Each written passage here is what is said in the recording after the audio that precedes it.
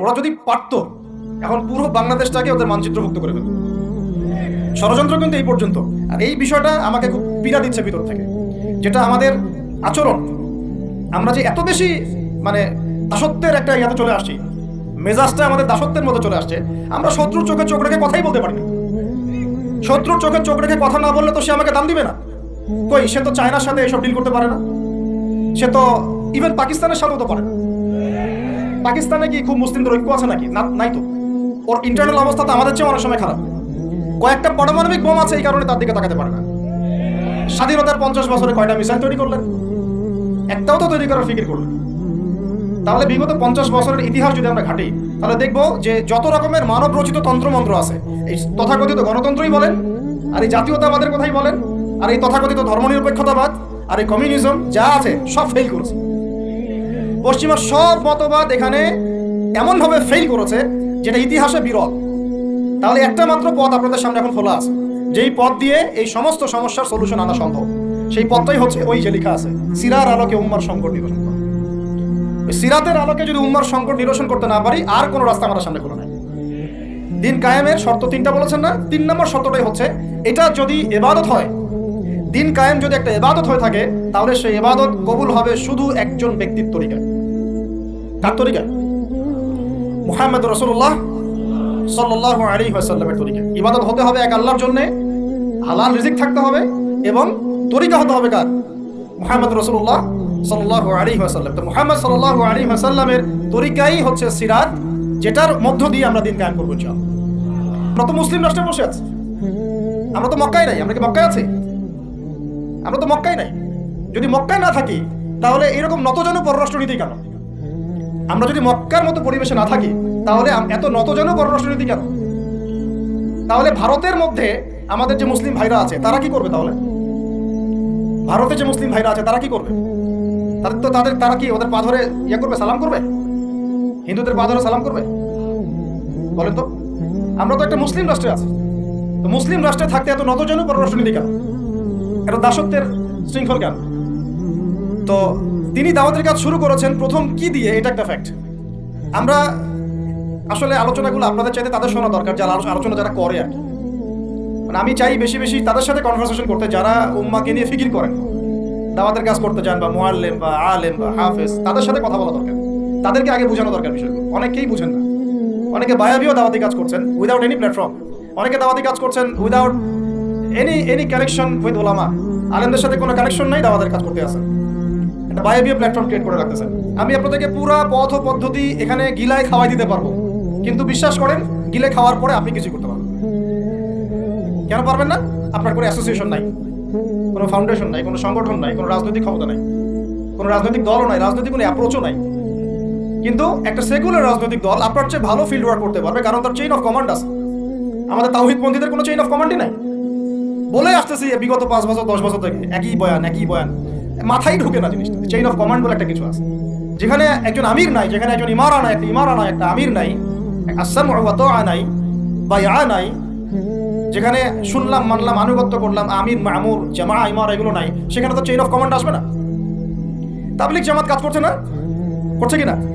একটা শুরা পর্ষদ আছে না, শুরায়ে নিজামি আছে না, আমির আছে না, কাজ করতেছে, ফলাফল পাচ্ছে মাশাআল্লাহ। জামাত ইসলাম কাজ করছে না?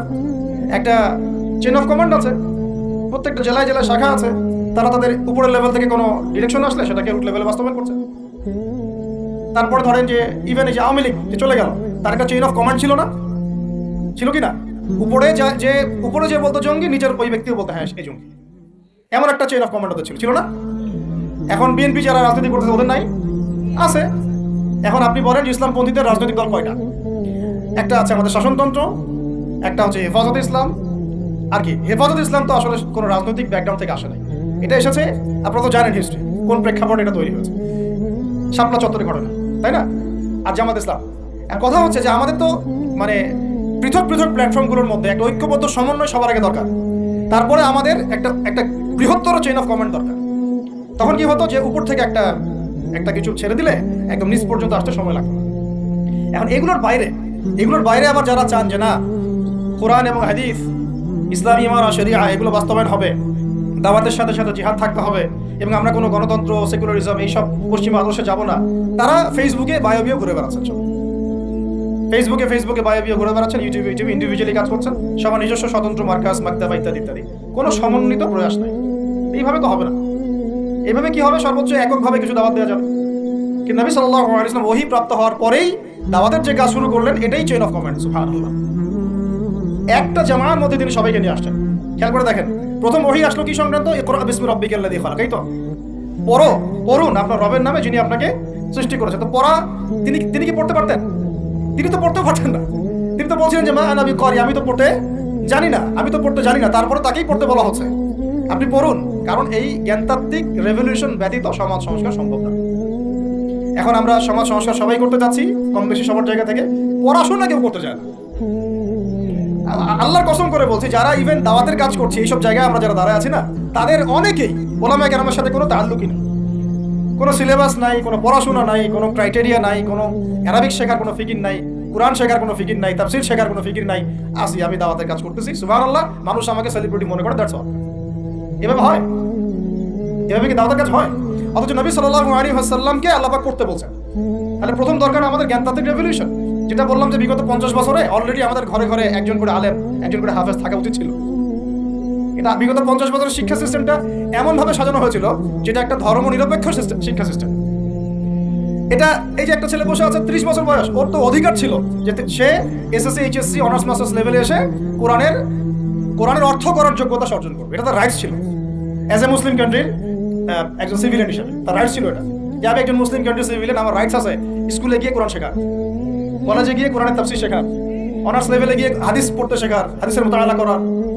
ইভেন সে মাস্টার্সের পরে ইফতা দেওয়ার মতো যোগ্যতা অর্জন করতে পারতো যদি শিক্ষা সিস্টেমটার মধ্যে সমন্বয় থাকতো। কিচ্ছু করা হয়নি এইসব লেভেলে। 50 বছর ধরে এই জাতিকে শিক্ষার অন্ধ করে রাখা হয়েছে। কওমি মাদ্রাসাগুলো যদি না থাকতো, এই দেশ থেকে ইসলামকে মিটাই ফেলে দিত। এটা বাস্তবতা। শুধু কওমি মাদ্রাসাগুলোর এই মেহনতগুলো যদি না থাকতো, তাহলে অরিজিনাল ইসলামকে তারা মিটাই ফেলে দিত বাংলাদেশ থেকে। ঠিকই আছে এখন, কিন্তু আমি ওইদিকে যাচ্ছি না, ওটা অন্য আলোচনা। এটা আমাদের ভিতরের কথা হচ্ছে একজন জেনারেল শিক্ষিত ছেলে যে এদেশের মুসলিম নাগরিক, তার রাইটস আছে প্রাইমারি স্কুলে সে কোরআন তেলাওয়াত করা শিখতে পারে নাই। কেন পারে নাই? পিতা মাতাও তো মাশাআল্লাহ সুবহানাল্লাহ সেই করে। ছেলে 10 বছরে কিছু শিখুক না শিখুক, বাংলা ইংরেজি অঙ্ক তাকে শিখতে হবে। কোরআন হাদিস এগুলো তো কোনো বিষয়, এগুলো কোনো বিষয় না। আপনাদের কাছে আল্লাহর কসম এগুলো দামি নাই। ওই একদিন দুদিন ওয়াজ মাহফিল আয়েশা আবেগ দেখা, কোরআন হাদিসের প্রতি যদি মহব্বত থাকতো, ছেলেকে তো আলেম বানাইতেন আপনি, ছেলেকে তো আপনি একজন হাফেজ বানাইতেন কমপক্ষে। আপনি তো ছেলেকে এমন ভাবে গড়ে তুলেছেন আপনার জানাতেই পড়তে পারবেন না। তো আমাদের এই স্কুল কলেজ পড়ুয়া ছেলে মেয়েদের রাইট ছিল এগুলো শিখতে পারে নাই। অনার্সে পড়ে তার বয়স কত? 20 থেকে 25 বছর। 25 বছরে সে 25টা সূরা জানে না, 25টা সূরার নামই জানে না, 25টা সূরার নাম বলতে পারে। কোরআন বিধান কায়েম করতে আসছেন আপনি, সুবহানাল্লাহ। 25টা হাদিস বলতে পারেন না, 25 জন নবীর নামও বলতে পারে না। ইভেন আমাদের নবী সাল্লাল্লাহু আলাইহি ওয়াসাল্লামের সিরাতের জীবনীটা, পাতলা কিতাবটাও সে কখনো জীবনে পড়ে দেখে না। এই অবস্থা মাস্টার্সে, বিসিএস সব জায়গায় একই চলছে। বিসিএস এর যে ভাইবা হয় সেখানে কি ইসলাম ধরা হয়? বিসিএস এর ভাইবা যখন হয় তখন তাকে কোরআন তেলাওয়াত জিজ্ঞাসা করা হয়। তাহলে আপনি কোরআন তেলাওয়াত করতে পারেন না, রাষ্ট্র চালাবেন কিভাবে? কোরআনের সাথে কোনো তাল্লুক নাই। তার মানে আপনাদের কনসেপ্ট হচ্ছে রাষ্ট্র আলাদা, কোরআন আলাদা। রাষ্ট্র চালাতে কোরআন লাগে না, আপনার কনসেপ্ট এটাই। হ্যাঁ, না হলে তো কোরআন আপনি আনতেন, সিলেবাসে তাফসীর আনতেন, হাদিস আনতেন, সিরাত আনতেন। আপনার কনসেপ্ট হচ্ছে রাষ্ট্র আলাদা, কোরআন আলাদা, হাদিস আলাদা, এগুলো পড়াশোনা আলাদা, ব্যাংকিং সিস্টেম, ইকোনমিক্স আলাদা, ইসলাম আলাদা, তাই না? রাজনীতি আলাদা, ইসলাম আলাদা, তারপরে সংস্কৃতি আলাদা, ইসলাম আলাদা, শিক্ষানীতি আলাদা, ইসলাম আলাদা। এই কনসেপ্ট হচ্ছে এদেশের 90% মানুষের কনসেপ্ট। এরা সবাই শিরকের মধ্যে আছে, আল্লাহর কসম করে বলতেছে। এরা সবাই শিরকের মধ্যে আছে, এরা সবাই ধর্মনিরপেক্ষ, সেকুলার। বাদ দিয়ে আমরা যারা দাড়ি টুপিওয়ালা কিছু মানুষ আছি, আমরা একটু মৌলবাদী চিন্তা করি আর কি। আমরা চিন্তা করি যে ইসলাম ব্যক্তিগত জীবনেও থাকবে, সংস্কৃতির মধ্যেও থাকবে, শিক্ষানীতিতেও থাকতে হবে, অর্থনীতিতেও থাকতে হবে, ইভেন রাজনীতির মধ্যেও থাকতে হবে।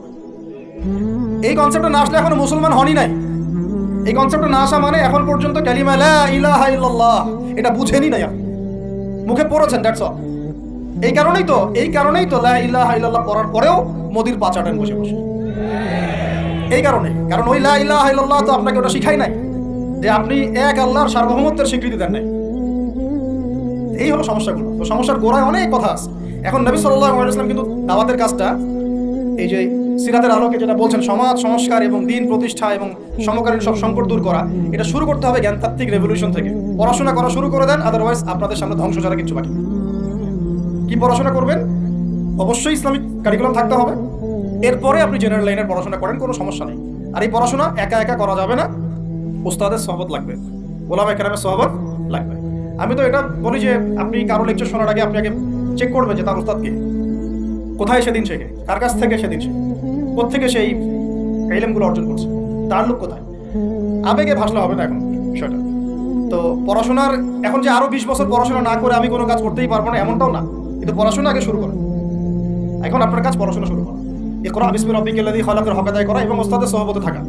যেমন জেনারেল লাইনে পড়েছেন 20 বছর একা একা কি পড়েছেন না, প্রতিষ্ঠানে গিয়েছেন, ডেইলি ক্লাস করেছেন, টিচারের সহবত ছিলেন, বেতন দিয়েছেন, মেসে থেকেছেন, তারপরে আরো কি করেছেন, বাবার জমি বিক্রি করে দিয়েছেন, বাবা মায়ের জমি বিক্রি করে, সেম অন্তত পক্ষে এতটুকু যতটুকু আপনি জেনারেল লাইনের জন্য করেছেন, জেনারেল লাইনে যতটুকু করেছেন, ত্যাগ, শ্রম, মেধা খরচ, কষ্ট স্বীকার করা, এর যদি অর্ধেকও যদি দিন শিক্ষার জন্য করতে না পারেন, আপনি নিজেও মুনাফিক।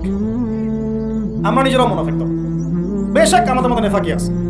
সুবহানাল্লাহ, আপনি একটা ডিগ্রির জন্য একেবারে 20 বছর ঢালতে পারেন, 20 কোটি টাকা ঢালতে পারেন, বাপের জমি বিক্রি করতে পারেন, বেঁচে থাকতে পারেন, ঢাকা বিশ্ববিদ্যালয়ের সেই লাইফ লিড করতে পারেন, এক বিছানায় দুজন থাকি, ফ্লোরের মধ্যে ফ্লোরিং করে থাকা, হাজার হাজার লাখ লাখ টাকা খরচ করা, কষ্ট করে সকালে ওঠা, রাত জাগা, পড়া, পরীক্ষা দেওয়া, অ্যাসাইনমেন্ট, কত কি। আমি তো জানি এগুলো, আপনারা তো অনেকে না জানেন, আমি তো জানি, আমরা তো ইউনিভার্সিটিতে পড়ছি। এই পরিশ্রমগুলো আপনি করছেন অনলি ফর একটা সার্টিফিকেট আর একটা চাকরির জন্য, আর এর 10% কেন 5% আপনি করতে চান না দিনী শিক্ষার জন্য। তো আমি মুনাফিক না হলে এই পৃথিবীতে আর মুনাফিক কে আছে?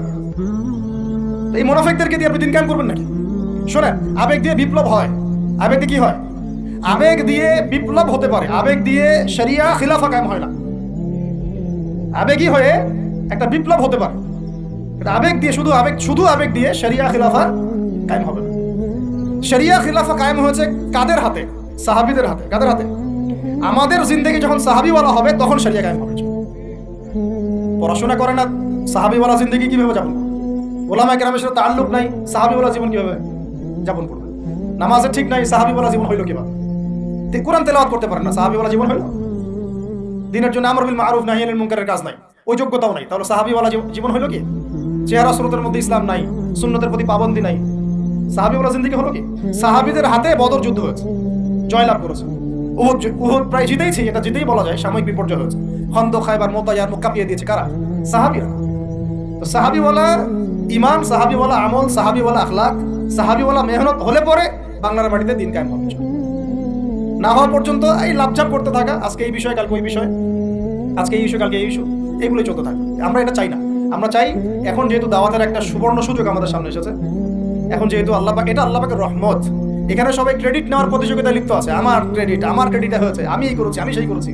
এখন তো এমন দেখা যাচ্ছে যে ওই সময় কিছু বলেও নাই, সেও সে এখন প্রধান উপদেষ্টার পাশ আটতেছে বসে বসে। কি সুবহানাল্লাহ, মানে রক্ত দিল এক ভাই, মানে বছরের পর বছর কারাগারে পচে মরল একদল, বছরের পর বছর, দিনের পর দিন, মাসের পর মাস আয়না করে ধুকে ধুকে মরল আর একদল। ঠিক আছে, বললাম তখন থেকে বের হলে কেউ সুস্থ থাকে না। বছরের পর বছর মামলা মোকদ্দমা হচ্ছে একদল, এক একজনের ঘাড়ে 3টা 4টা 5টা 10টা 20টা করে মামলা। হ্যাঁ, তারপরে বছরের পর বছর এই ফ্যাসিজমের বিরুদ্ধে দাঁড়ানোর কারণে দেশ থেকে বিতাড়িত হয়েছে একদল, হয় নাই? শাপলা চত্বরে রক্ত দিয়েছে আর একদল। তারপরে এই ছাত্র ভাইদের হাজার হাজার পঙ্গু হয়ে পড়ে আছে বিভিন্ন জায়গায় আর একদল, আর শত শত মানুষ আছে প্রাণ দিল আর একদল, আর উড়ে এসে জুড়ে ক্ষমতায় বসলো আর একদল। সার্কাস চলতেছে। এবং এখন তাদের লেজুর ভিত্তি করতেছে আরেক দল, তাদের লেজুর ভিত্তি করতেছে নতুন আর একটা সম্প্রদায়, নতুন এক প্রাণী। তার চক্ষুর লজ্জাও নাই এদের, চক্ষুর লজ্জাটুকু। এক তাগুত ছিল, সেই তাগুত আল্লাহ বিরোধী কাজ করতো, কিছু ভাই এর প্রতিবাদ করতো, যারা প্রতিবাদ করতো ওদেরকে এরা বলতো খারেজি, এদের মানহাজ ঠিক নাই, আকীদা ঠিক নাই, এরা উগ্র, ইত্যাদি ইত্যাদি। এবং তাদের কারণেই কিন্তু এই ভাইগুলোকে আয়না করে যেতে হয়েছে। এটা খোলামেলা বলে দিলাম, এদের কারণেই এই ভাইদেরকে কোথায় যেতে হয়েছে? আয়না করে যেতে হয়েছে।